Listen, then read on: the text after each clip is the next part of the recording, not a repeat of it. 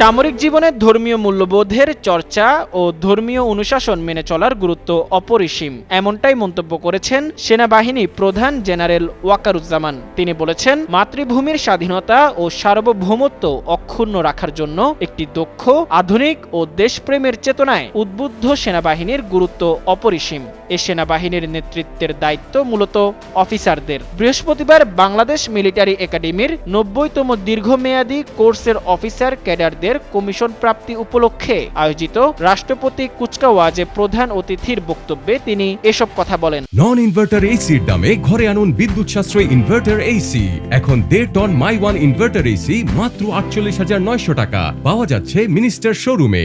সেনা প্রধান বলেন, ধর্মীয় অনুশাসন মেনে চলার মাধ্যমে একজন সেনা সদস্য কর্মক্ষেত্রে নিজেকে আদর্শবান, মর্যাদাবান ও উন্নত চরিত্রের অধিকারী হিসেবে গড়ে তুলতে পারে। আন্তর্জাতিক খ্যাতিসম্পন্ন এই একাডেমি থেকে কমিশনপ্রাপ্ত অফিসারদের নেতৃত্বে আনুগত্য, শৃঙ্খলা, ন্যায়পরায়ণতা ও কর্তব্যবোধে উজ্জীবিত হয়ে বাংলাদেশ সেনাবাহিনী আজ দেশের সীমানা পেরিয়ে বহির্বিশ্বেও উল্লেখযোগ্য অবদান রেখে চলেছে উল্লেখ করে তিনি আরও বলেন, শতাব্দীর নেতৃত্বের জন্য উপযুক্ত সেনা অফিসার তৈরির লক্ষ্যে ১৯৭৪ সালে প্রতিষ্ঠিত হয় বাংলাদেশ মিলিটারি একাডেমি। এর আগে পবিত্র হজ পালন শেষে মুখে দাড়ি রাখায় সেনাপ্রধান জেনারেল ওয়াকারুজ্জামানকে সামাজিক যোগাযোগ মাধ্যমে প্রশংসায় ভাসান নেটিজেনরা।